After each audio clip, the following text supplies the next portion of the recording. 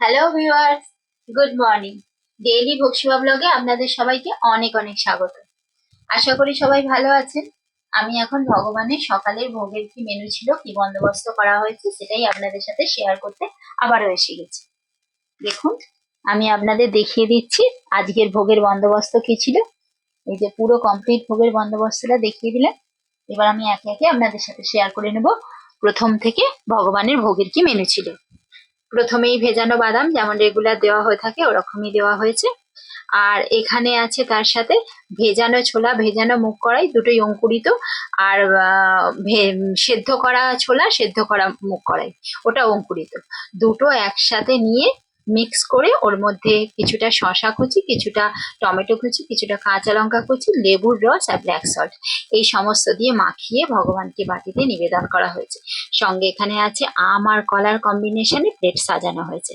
আর এখানে আছে স্যালাড, শশা টমেটো দিয়ে স্যালাড করে কি সুন্দর করে সাজিয়ে নিবেদন করা হয়েছে। আর এই প্লেটে আছে আম, শশা, কলা, 3 রকম ফলের কম্বিনেশনে এই প্লেটটা সাজানো হয়েছে।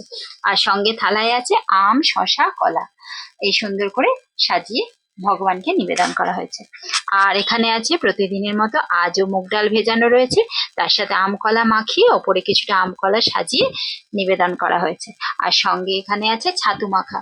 ছাতু মাখার জন্য কালকে আমি ছোলা ভেজেছিলাম, চিড়ে ভেজেছিলাম, বাদাম ভেজেছিলাম।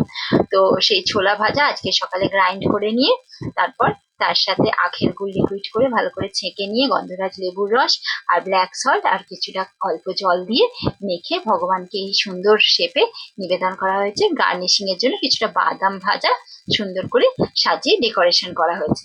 দেখুন, এইভাবে সাজিয়ে নিবেদন করা হয়েছে। আর সঙ্গে আছে চিড়ে ভাজা, বললাম না কালকে চিড়ে ভেজেছিলাম, চিড়ে বাদাম ছোলা সমস্তই ভেজেছিলাম, তো চিড়ে ভাজা, বাদাম ভাজা আর একটা কাঁচা লঙ্কা ব্ল্যাক সল্ট দিয়ে বাটিতে ভগবানকে নিবেদন করা হয়েছে, সঙ্গে জল নিবেদন করা হয়েছে।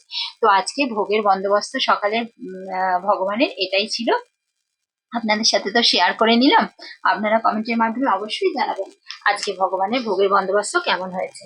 সবাই ভালো থাকবেন, সুস্থ থাকবেন, সাবধানে থাকবেন। ব্লগটি ভালো লেগে থাকলে লাইক, শেয়ার এবং সাবস্ক্রাইব করার রিকোয়েস্ট রইল। আর নোটিফিকেশনের জন্য অবশ্যই বেল আইকনটা প্রেস করে দেবেন যাতে আমি ভিডিও দেওয়ার সঙ্গে সঙ্গে আপনাদের কাছে পৌঁছে যায়। তাহলে আজকের মতো ব্লগটা এখানেই শেষ করলাম। পরের ব্লগে আবারও দেখা হচ্ছে ভগবানের নতুন ভোগের মেনুর সাথে। Thank you.